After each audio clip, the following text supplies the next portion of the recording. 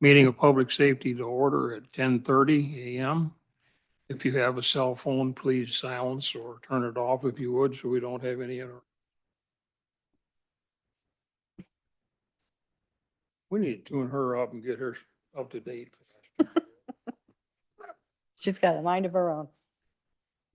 Do you want me to do roll call? Yes, ma'am, if you would, please. Mike Copine, Here. Keen Hudson, Present. Katie White, Mike Pearson, Present. Chris Norberg. Here. Okay. Anybody that's not a board member. So, Shelley, do you have anything you'd like to say now, or are you just gonna wait until the time comes, or?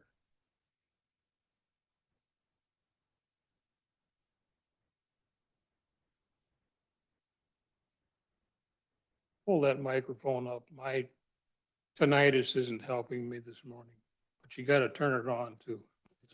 There you go. Nope, the green light will come on. There you go. Now you got it. Typically don't need a microphone, but I can wait if the controlled burn issue is on the agenda, or if you prefer that I talk now. We Whatever. do have it on the agenda, but I know you're busy. Actually, I'm gonna let Jeremy handle it because he's working on some of the elements involved in it. So it's up to the two of you. Jeremy, if you want to let her go now, why? That's completely up to you guys. So if you, Shelley, if you have time and you want to wait till we hit it on the agenda, or we could move it on up. I'll wait and then Okay. just hear what the Perfect. committee Okay, has to say. Thank you. Thanks, Shelley. okay, we'll move on then.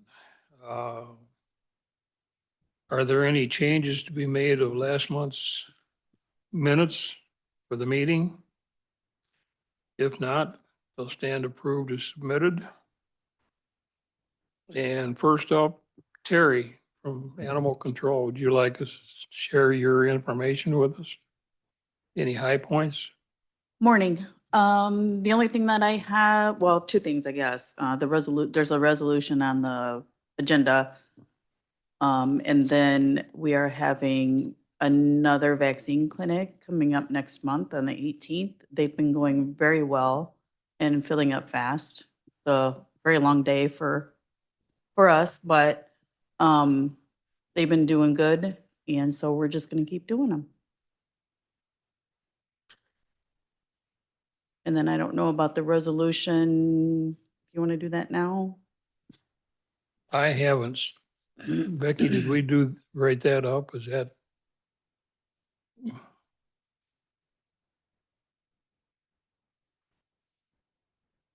Okay, I've got it on the agenda, but I don't have a copy of the resolution itself.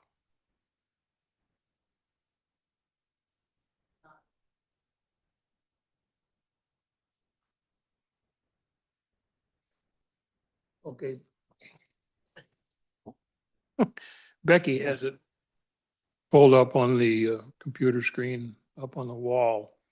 And it's appointment of Kathleen Whalen as the Lee County Animal Control Deputy Administrator.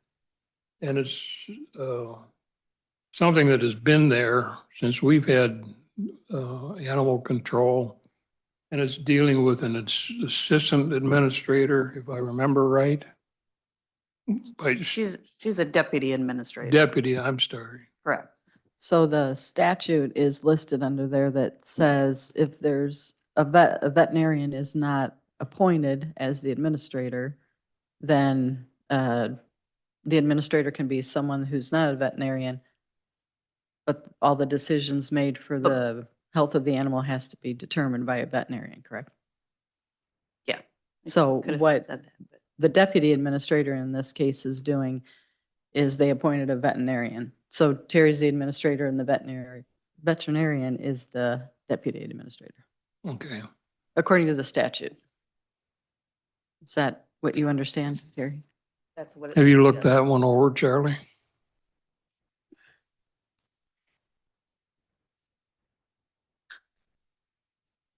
Jeremy, what's the best way to move on this? This is standard practice, just something that we need to have the updated appointment. So I think we should move forward with that recommendation. Okay, so moved by Chris. Seconded by Mike. Any discussion? Any question or discussion from anybody in the benches, in the trenches? And this is just to move it to Okay. executive, correct? Thank you. Will this be a cost saving benefit? Because it's, I haven't done an outsource of that? Okay, okay. Updating. It expired. Okay. Okay. Any further discussion, questions? If not, all those in favor signify by saying aye. Aye. Opposed? So carried.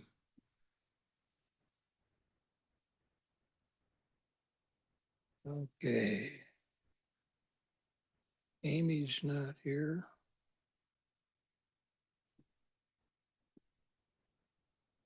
I don't have anybody on behalf of the judges or the public defender.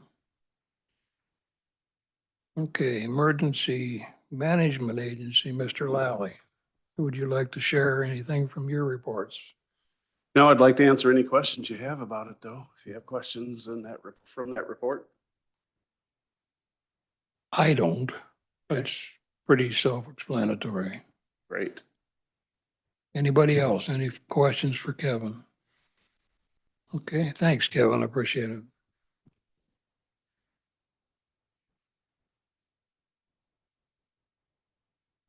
Jeremy, I'm gonna call you in on this one because you've been doing some work on it. That's under section B of my it's a board action request form, no burn ordinance, discussion only.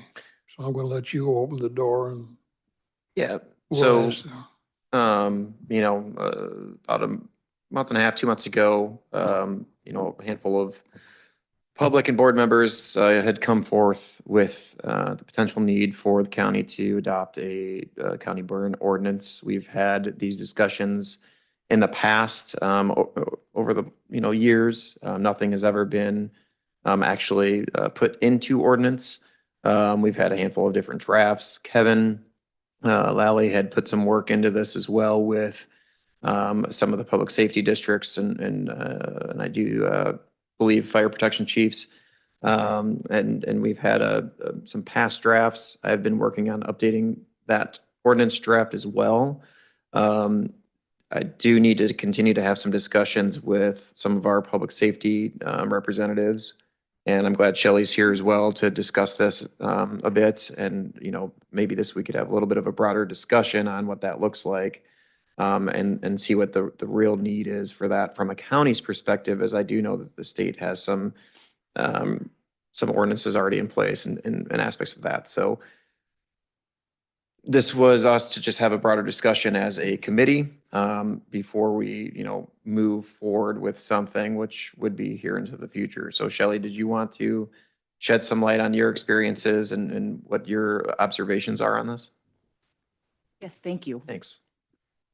Just a quick overview of, from the PSAT perspective or the Emergency Communication Center perspective, along with working with the fire departments and fire districts. Can you hear me? Okay, sorry. Usually I don't have that trouble. I just brought a little bit of statistical data as well as the standard operating procedure that we use in the 911 center specifically when it's red flag warning, very dry times and situations like that. Since 2023, we have had a 44.1% increase in calls to the 911 center for controlled burns, meaning someone calls in to report they're going to be burning timber or ditches or whatever. They do call and let us know that. Not everyone does that, but we basically in 2023, we received 245 controlled burn calls. In 2024, 321 controlled burn calls. And in 2025 to date, we've already received 353 controlled burn calls. So each time someone calls in, that requires a dispatcher to document the information, indicate to the person that they need to call us when they're done with their controlled burn. And then we also send a notification out to the sheriff's department, just an informational, there's a controlled burn as well as an informational what's called a CAD ticket, computer aided dispatch ticket. We don't voice it over the air, but it's basically a message that gets sent and forwarded to the fire departments that there's a controlled burn in the location, the reporting person and phone number. So basically, like I said, since 2023, there's been a 44% increase, and we're only halfway through 2025 right now. The biggest issue is when the controlled burns are taking place at a time or a date when situations don't dictate it's the best or in public safety interest or citizen safety interest for this to happen. So in April of 2024, after several controlled burn calls that eventually ended up into a passerby or the individual that reported the controlled burn to call the 911 center back and say, hey, it's out of control now. It's near a shed. It's near a structure. It's near the roadway. It's burning now 20 acres instead of 1 acre, and situations such as that. With the MABUS Division 38 and all of the fire department's approval and signature, actually, this came out in 2023 and we updated it in 2024. Excuse me.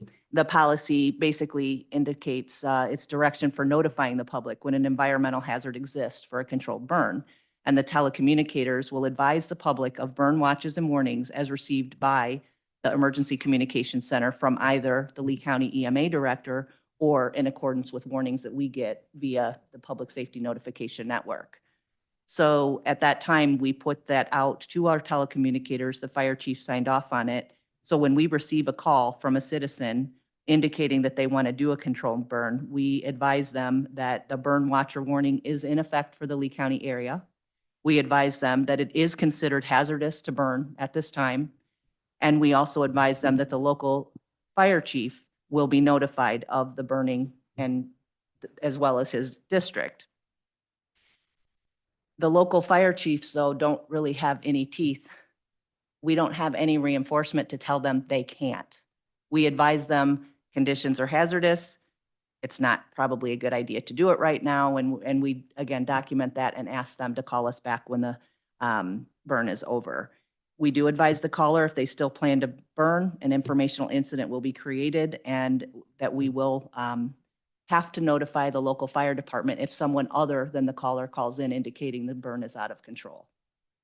Over the course of this year in 2025, in March, I believe there was 168 controlled burn calls. In April to date, April 10th to May 10th, there were 102 controlled burn calls. Of those, there have been several that have been rekindles or recalls where we've had to notify and send our fire departments out because it's in the way of potentially harming a structure, whether it be a residential structure, a shed, or it's out of control. We get calls from the highway. Individuals very rarely call us back to tell them they're finished.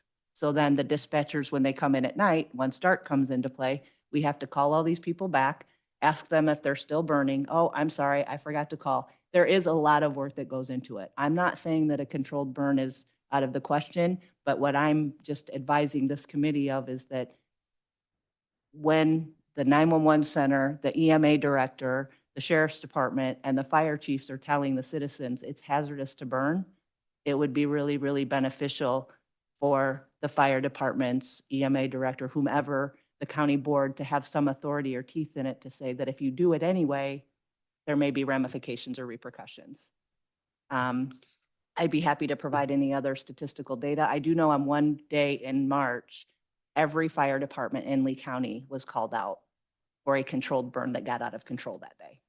Every single fire department, plus mutual aid to other counties for the same situations. And it's happened several times throughout April, May as well.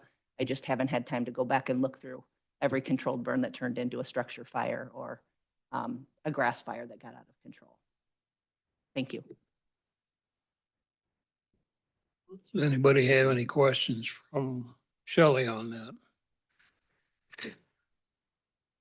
Kevin did a file for some of us to take a look at with a lot of statistics also, some of which Shelley just went over with you and some additional ones that Kevin has provided for us. My opinion is not to come out here and try and tell anybody what they can and can't do. I'm looking at a public safety aspect of it in the northern region of Illinois. There have been 5 firefighters injured in grass fires. One almost lost his life. He's lost part of his appendages because of the burns. 3 in an adjacent area were airlifted to Rockford for further treatment for burns received in a grass fire. We don't know what the circumstances are, how it happened or anything. I'm not looking to come out here and drop the hammer on everybody that doesn't want to comply, but I think we need something to lend some more guidance. I mean, if you take the statistics that you gave us, Shelley, on just the control burns alone, the sheriff and the state police couldn't take care of the calls or violations that are out there today. I don't know if this publication is still available or not, but I did obtain it from Kevin at one of his seminars. This has a lot of the basic, if not all the state basics on the do's and don'ts of open burning. All they have to do is request one of these if they have any questions about it at all, and this is going to explain it. That's why we brought it up today, or wanted to bring it up today. There's been 3 previous attempts and all 3 of them have failed. I think 5 firefighters being injured. I think there needs to be some compliance or some direction put in place that's, like Shelley said, has some teeth to it. There are state statutes here that are there. We've never, I spent 25 active years in fire service on a volunteer basis and have never fortunately had anybody injured on the department that I was with, being Amboy. But there's just something about it now, and I'm not trying to throw any fault on the firefighters themselves. I'm just saying we need to put something there that, like Shelley says, gives somebody some teeth, that if something does happen and there's a recall to go back to a control to turn uncontrolled, we need to have it there and let the people know that we're going to try and help on our end prevent or try to prevent our firefighters from going into a bad situation. Any fire is a bad situation. But I think if we have compliance on the public's end of things, that might reduce that possibility a little bit, at least a little bit. Would it be feasible to disallow or tell someone they would be in violation and can be fined if the county enacts this ordinance during these red flag warning days? Yeah, and I believe I think that's, that's the so general that, consensus, to say you can't burn or don't have permission to burn on right. this date. So I think part of, I mean, and Charlie could maybe jump on this a little bit more, but part of what we're trying to look at with this draft ordinance is making sure that we have some enforcement to that and what those penalties might look like. You know, we want to make sure that there is, you know, that through the authority, through the Illinois EPA, you know, as well as whatever we put into place, we should be able to, you know, make provisions for governing open burning. And we just need to make sure we're doing it right and we're setting it up so we're not being too restrictive, but we also have the ability to essentially say, no, if there is a red flag warning, you know, whether that's been issued through the state or through, you know, the Lee County EMA, you know, we could do that ourselves, or through the sheriff's department or through the fire protection district, you know, then we have the ability to enforce that on the back end. But that's what I think what we're all trying to accomplish here. And it's just how do we do it while not being too restrictive, but making sure that we're looking out for public safety here and the safety of our public servants as well as our constituents, you know, and just general public. So I think that's what we're trying to accomplish with this. Is that fair to say, Mike? That's my opinion. If anybody has anything different that they'd like to express, I would invite you to do so. I feel that people have to be held responsible, one way or the other. I mean, not only, you're talking about the safety, public safety, people, but property too. I mean, it's, we've all been out there and we know what happens when all of a sudden the wind comes up what can happen. But I think I agree with everyone here, what they're saying, and that we don't want to put the hammer down on people because we understand this is part of the things they have to do. But, you know, be responsible if this is what you want to do. Is there any input from any of the rest of you? I'm open to suggestions. Okay, Sheriff or Kevin, do you have any insight on this?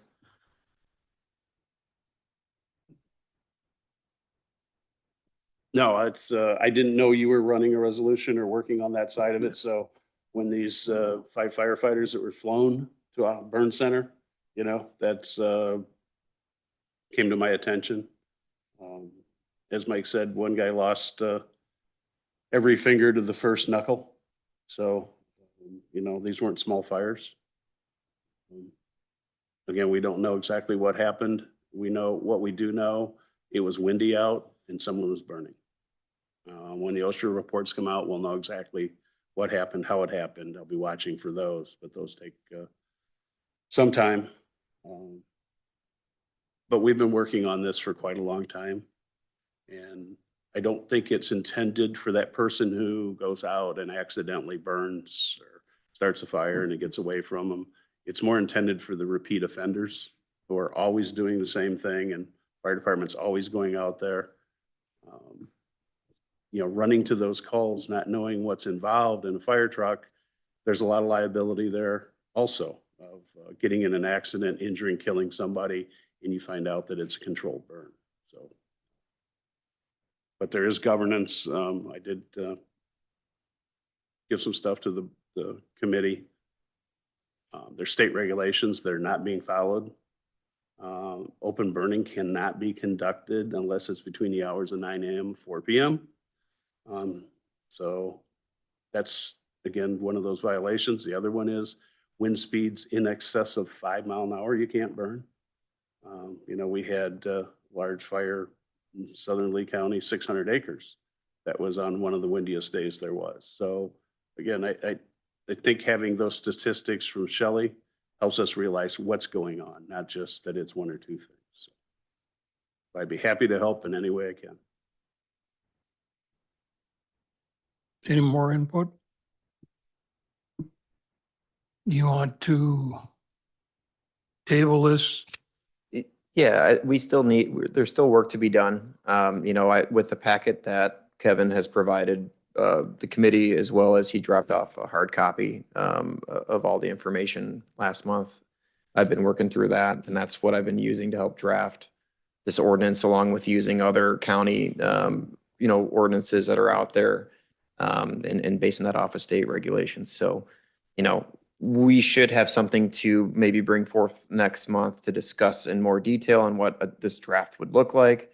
Again, I would like to get some feedback from our you know, fire chiefs and make sure that they have some input on what we're trying to do here as well, because they're the ones that are responding to these things. So, and yeah, and Shelley as well. So, you know, that's the goal here. But I think we should have something, a draft to discuss next month. Is it proper then to entertain a motion to table this until next month's meetings? There's Is that no necessary? motion for it. It was just discussion only. So we're okay. All right. Okay, we'll move on then.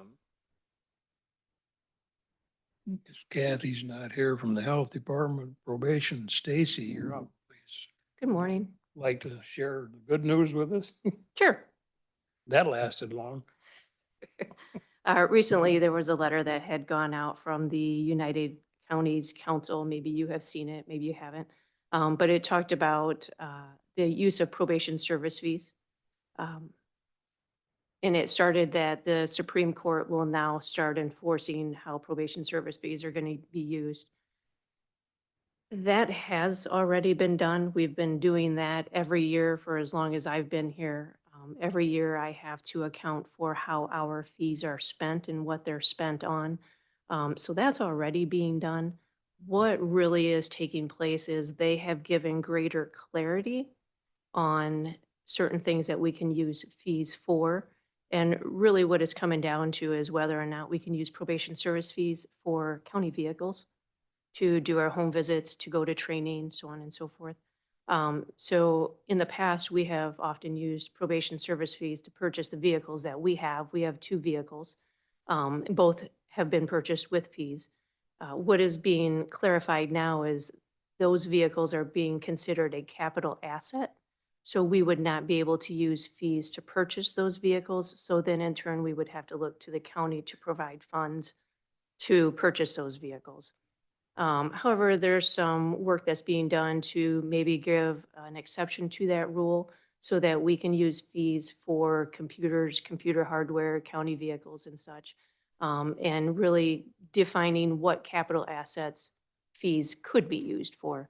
So those are things that are in the works. It's nothing that's going to have a significant impact on Lee County. We are already abiding by the law that we have in place on what we can use fees for, what we can't. We've been doing that for many, many years. So that's nothing that should be of terrible concern for our board.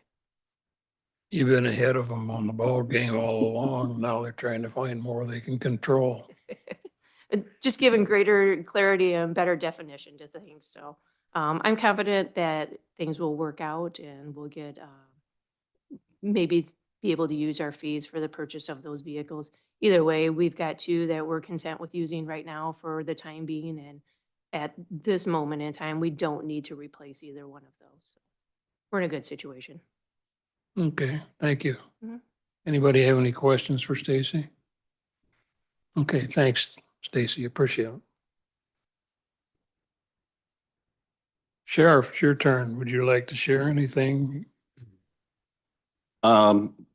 Other than my report, I did mention there was one notable incident that's definitely one of those key career moments in an employee's profession. But on April 28th at 11:35 p.m., we received a 911 call from a male advising that his wife was currently giving birth to his child at a residence outside of Sublette. Telecommunicator Kelly was Wilcox, so Mike and Leslie Wilcox's daughter. She's married now. It's telecommunicator Kelly Boos. Provided step-by-step instructions on how to deliver the baby, coach the father, and how to remove the umbilical cord that was wrapped around the child's neck. Director Dallas forwarded me the 911 call, and she did a phenomenal job. But there was also her partner that jumped in while Kelly was providing that step-by-step instruction. Telecommunicator Jessica Nipple took care of providing the emergency response, law enforcement response, getting everything else coordinated. So great teamwork by everyone involved. Mother and child are fine. And I would kind of defer to Shelley. She's got all the dispatch experience. But I thought she did a phenomenal job. If you want to say anything. There's not a whole much, full disclosure, the initial call was like 4 minutes and 30 seconds, and then there was a disconnect when the father indicated he's not breathing, he's turning purple. There was a disconnect of the phone line. Kelly tried to call back, received no answer, and then he called 911 again, and subsequent call was 3 minutes and I think 28 seconds or something like that. I mean, Sheriff Whalen depicted it pretty much how it happened. It was just incredible that not only did the baby's head was out upon the phone call, and the father had 2 toddlers in the house as well, while the father's trying to deliver this baby at 11:28. Is that about the time?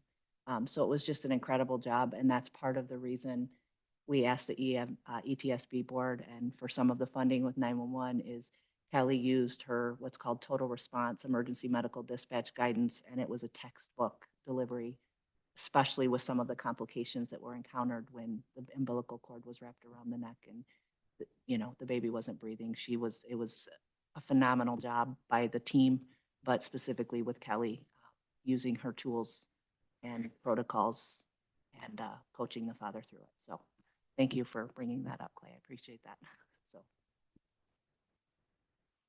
I didn't have anything else other than the notable incidents in my report. So thank you. Okay. All right. Any Anybody else have any questions of the sheriff? Thanks, Sheriff. Appreciate it. Mr. Boonstra, State's Attorney's Office, you're on. Thanks, sir. With Amy not being here, I'd be remiss if I didn't talk about the case management software that we're still moving forward on. I think we're going to be hitting the ground running here and hopefully the next couple months. My first assistant is now retired as of a week ago. So he has moved on to bigger and better things of being a stay-at-home husband, and he's enjoying that. Mike O'Brien, who we brought in from Ogle County Public Defender's Office and had prior experience in the private sector as well as State's Attorney's Office up there, has been with us for about a month now, and he's doing a great job and acclimating to our culture over here. Other than that, I can just give you some collections updates in terms of what we've had over the last couple months. I think I gave it to you last, maybe in February, but if not, I can give you those numbers again. February total collections received was $13,541.66.